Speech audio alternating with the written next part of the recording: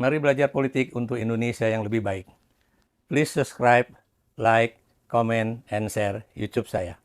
Teman-teman, dalam 2 hari berturut-turut ini, Harian Kompas memberitakan mengenai kepuasan publik terhadap pemerintahan Prabowo Gibran. Hari pertama itu menunjukkan bahwa kepuasan publik itu 80,9%.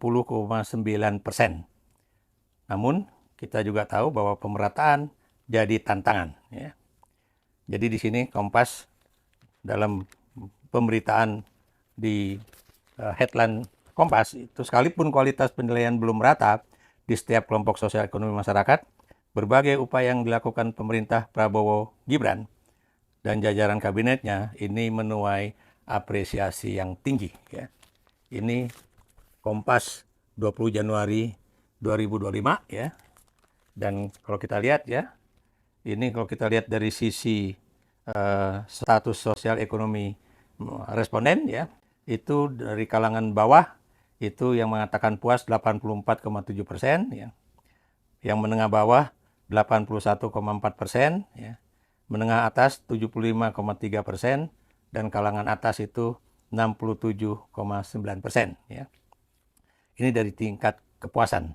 Ada juga yang tidak puas ya, kalangan bawah itu sekitar 15,3%, kalangan menengah bawah 18,6%, menengah atas 24,7%, kalangan atas 32,1%. Jadi kalau kita total ya, yang merasa puas itu 80,9% dan yang merasa tidak puas itu 19,1%. Ya. Ini ya, tapi juga kita tahu bahwa masih ada problem besar dari kebijakan pemerintah yang memang banyak sekali bersifat sangat populis ya, dan tidak sedikit juga masih ada orang yang mengkritik masalah kebijakan tentang bansos dan juga makan bergizi gratis ya. Memang itu baik untuk sementara dan itu juga bisa membantu rakyat miskin, tapi akan lebih baik lagi apabila pemerintah itu bisa membangun satu sistem ekonomi yang kemudian menjadikan rakyat kecil itu bukan hanya menerima ikan, tapi benar-benar menerima kail, sehingga mereka benar-benar menjadi keluarga-keluarga sejahtera yang benar-benar mandiri dan kemudian memiliki rasa percaya diri dan kemudian bisa menyejahterakan keluarganya. Itu Kompas Senin 20 Januari 2025. Nah, bagaimana dengan survei kepemimpinan nasional ya? Ini Kompas Selasa 21 Januari 2025 ya. Dan ini sejajar dengan berita mengenai pelantikan Donald Trump sebagai Presiden Amerika Serikat untuk kedua kalinya, walaupun ini tidak bersifat berturut-turut. Jadi Trump itu menjadi presiden kedua di Amerika Serikat yang bisa terpilih kembali untuk masa jabatan yang kedua kalinya, tapi tidak berturut-turut. Nah, dalam survei kepemimpinan nasional, kita lihat ya, jadi stabilitas politik dan tentunya keamanan ya, itu penopang terkuat kepuasan kepada Prabowo Gibran ya. Berapa angkanya? Angkanya cukup meyakinkan, yaitu 85, jadi 85,9% ya. Kalau Anda perhatikan ini angkanya 85,9%.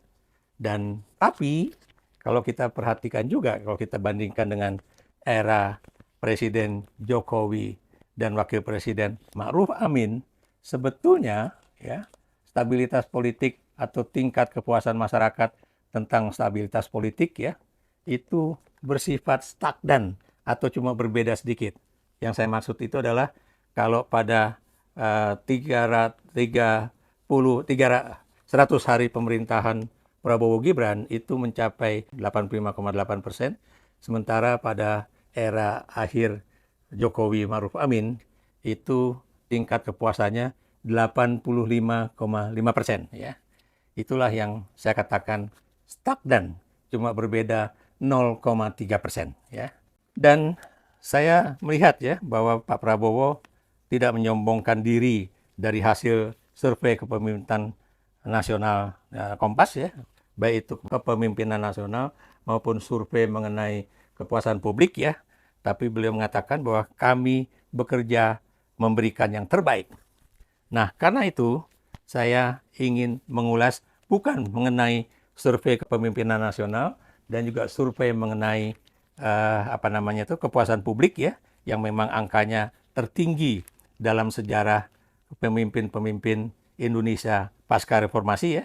80,9% itu nggak ada yang lain ya. Jokowi aja pada periode pertamanya ya, 100 hari pertamanya itu cuma 65, sekian persen ya. Dan ini juga yang mendukung angka ini juga bukan hanya berasal dari Partai Gerindra saja, bukan cuma berasal dari partai-partai pendukung pemerintah saja, tapi juga partai-partai yang bukan pendukung calon presiden Prabowo Subianto dan Gibran Rakabuming Raka. Jadi di sini artinya dia mendapatkan dukungan yang merata dari semua pemilih partai politik dan juga semua pemilih pasangan calon presiden dan wakil presiden pada 2024 yang lalu ya. Ini suatu hal yang positif ya. Dan kita juga lihat ya, stabilitas politik ya, ini juga yang memberikan posisi yang sangat baik ini juga bukan hanya berasal dari partai pemerintah, tapi juga berasal dari partai-partai yang tidak memilih pasangan Prabowo Gibran, dan juga bukan hanya dari kalangan bawah, tapi juga kalangan atas ya. Walaupun tadi saya katakan bahwa tantangan dari pemerintahan Prabowo itu adalah bagaimana ya, yang namanya program-program populis itu bisa cepat menghasilkan anak-anak Indonesia yang sehat, yang terbebas dari stunting, masyarakat Indonesia yang terbebas dari TBC, masyarakat Indonesia yang memiliki kesehatan baik jasmani dan rohaninya, dan juga masyarakat Indonesia yang tentunya bukan saja sejahtera karena BLT, bantuan langsung tunai, atau kemudian BPJS-nya dibayari negara, atau juga kemudian masih diberikan bansos oleh pemerintah. Akan lebih baik kalau pemerintah kemudian membangun suatu sistem ekonomi yang lebih benar-benar menopang hajat hidup orang banyak, bukan hanya menguntungkan para pengusaha dan orang-orang kaya, tapi juga menguntungkan para buruh, menguntungkan masyarakat miskin bukan saja di perkotaan tapi juga di pedesaan ya, dan kemudian menjadikan orang-orang Indonesia itu benar-benar mendapatkan kail dari sistem ekonomi negara ya, dan bukan ikan ya. Ini menjadikan mereka lebih bangga lah sebagai orang Indonesia yang makmur, sejahtera, dan merasa ada keadilan ya. Nah, di satu sisi ya, kalau masyarakat rakyat bawah itu memberikan suatu apresiasi yang tinggi, baik itu dari segi kinerja pemerintah dan juga persoalan politik dan keamanan, kita juga tahu masih ada tantangan pemerintah ya dari segi keamanan misalnya. Anda bisa lihat ya, baik itu diberitakan oleh televisi ataupun media sosial ataupun berita-berita online dan juga berita surat kabar seperti Kompas, Media Indonesia, dan lain-lain ya, itu masih ada ancaman-ancaman ya, seperti misalnya pencurian dengan kekerasan atau perampokan di toko-toko kelontong ataupun toko-toko yang buka sampai malam hari ya, itu dari perampok-perampok yang juga menggunakan kekerasan ya, baik itu pisau ataupun senjata, baik itu senjata tajam ataupun senjata dalam artian misalnya senapan angin ataupun senapan yang berpeluru seperti yang dimiliki oleh kalangan aparat keamanan kita ya. Ini juga yang menjadi suatu problem besar. Bagi saya, satu hal juga yang saya sukai dari pemerintahan Prabowo Subianto itu adalah ketegasan beliau dan sikap responsif beliau yang amat tinggi. Saya beri contoh ya, ketika beliau mendapatkan laporan adanya pagar-pagar laut sepanjang 30 km lebih di daerah Banten atau pinggiran Jakarta, beliau langsung memerintahkan Angkatan Laut atau TNI AL untuk membongkar pagar-pagar laut itu ya, karena itu terus terang merugikan para nelayan-nelayan kita yang ada di sana. Dan Anda tahu ya, awalnya Menteri Kelautan dan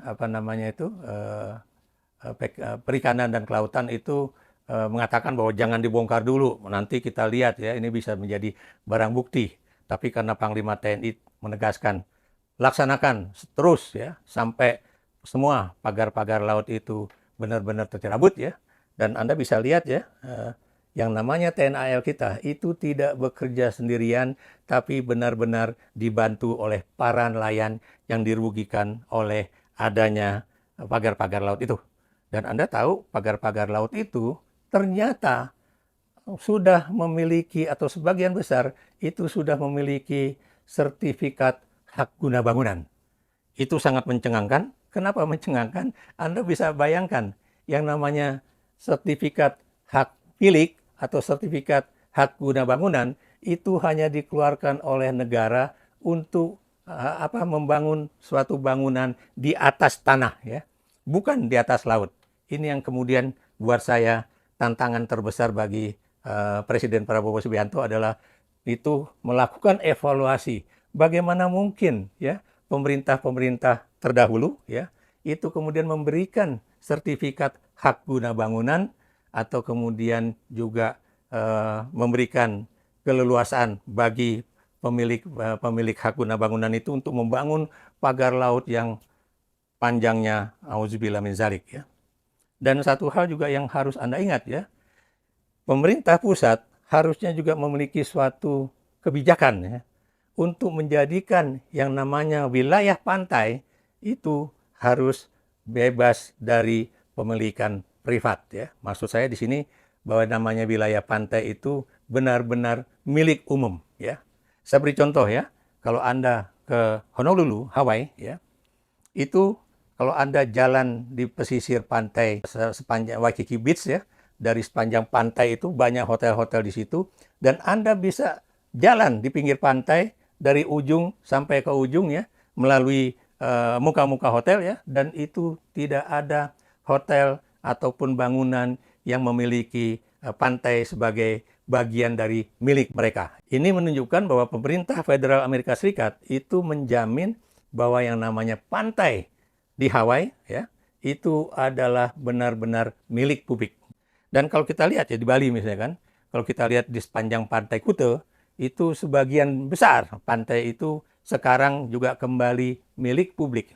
Tapi saya terus terang ya, belum lihat lagi apakah di pantai-pantai di Bali yang lain itu juga terbuka untuk umum ataukah itu dimiliki oleh orang-orang yang memiliki rumah di tepi pantai ataupun hotel-hotel yang ada di tepi pantai ya. Ini yang juga harus kita lihat ya.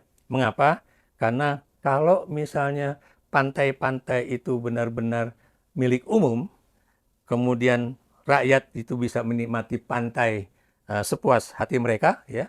Tentunya ini juga akan bisa bukan cuma bagian dari pemerataan keadilan untuk merasakan nikmatnya pantai, tapi juga ini adalah bagian dari pengembangan pariwisata ya.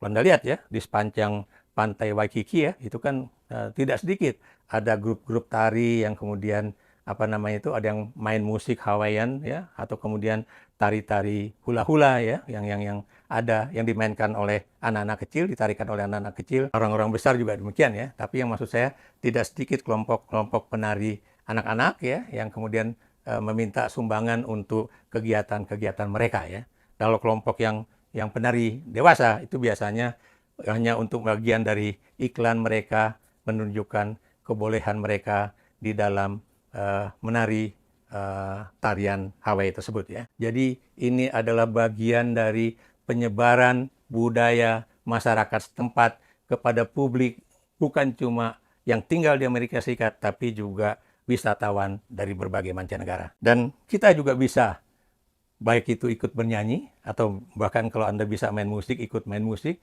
atau Anda juga bisa menari hula-hula ya, bersama para penari cilik ataupun penari dewasa. Nah, ada hal lain juga yang masih menjadi tantangan ya. Itu adalah kebijakan pemerintahan di masa lalu yang terkait dengan food estate ya. Food estate itu menurut saya harus dievaluasi kembali ya, khususnya apabila pengembangan food estate itu terkait dengan adanya perusahaan besar ya, pemilik modal besar yang kemudian ingin membebaskan hutan ya, yang sudah dalam beberapa kali YouTube saya selalu mengatakan soal ini ya, karena biar bagaimanapun yang namanya hutan di wilayah Kalimantan, di wilayah Sumatera, di wilayah Sulawesi ataupun di wilayah Papua dan Maluku itu tidak sedikit yang dimiliki oleh orang atau masyarakat desa ya. Itu adalah hak ulayat masyarakat desa. Ini yang perlu dihormati ya, khususnya di tanah Papua sana. Mengapa demikian? Karena biar bagaimanapun ya, kalau hutan itu dibersihkan, ini bukan hanya menghilangkan ekosistem hutan, tapi juga ini menghilangkan hak milik rakyat setempat ya, yang kemudian juga akan menimbulkan bukan hanya rasa kesal dan antipati kepada pengusaha dan juga tentunya pemerintah, khususnya kalau ada backingan dari aparat pertahanan dan keamanan negara ya. Dan Anda juga tahu ya, kalau ini terus berlangsung, bukan cuma yang terjadi adalah civil disobedience atau pembangkangan sipil dari masyarakat terhadap pemerintah, tapi terlebih lagi di Papua, ini juga bisa menimbulkan yang disebut dengan pemberontakan di daerah ya. Dan Anda masih ingat ya bahwa pemberontakan daerah di Indonesia ini juga pernah terjadi di berbagai wilayah di Indonesia, baik itu di Aceh, baik itu di Sumatera, baik itu di Sulawesi, dan sekarang masih ada di wilayah Papua. Apakah kemudian kita berani mengatakan bahwa hasil survei yang mengatakan bahwa rakyat itu melihat bahwa stabilitas politik dan keamanan itu sudah mencapai 85,8%, itu sudah menunjukkan benar-benar adanya yang disebut dengan stabilitas politik dan keamanan di seluruh wilayah Indonesia sampai ke wilayah-wilayah pedalaman di tanah Papua dan juga wilayah-wilayah yang lain. Ini saya mengatakan demikian karena biar bagaimanapun pemerintahan Prabowo harus hati-hati apakah kebijakan-kebijakannya itu adalah continuity dari kebijakan pemerintahan masa lalu, tapi juga adalah suatu evaluasi terhadap kebijakan yang dibuat oleh pemerintah masa lalu, sehingga kemudian kalau memang itu tidak sesuai dengan hukum yang berlaku di Indonesia, saya beri contoh tadi, masa laut kemudian dikeluarkan hak guna bangunan. Ya. Ini suatu hal yang tidak lazim, bukan cuma dalam hukum nasional, tapi juga di seluruh negara di dunia. Nggak ada itu yang namanya hak guna bangunan diberikan oleh institusi negara kepada satu perusahaan untuk wilayah yang disebut dengan laut. Ya.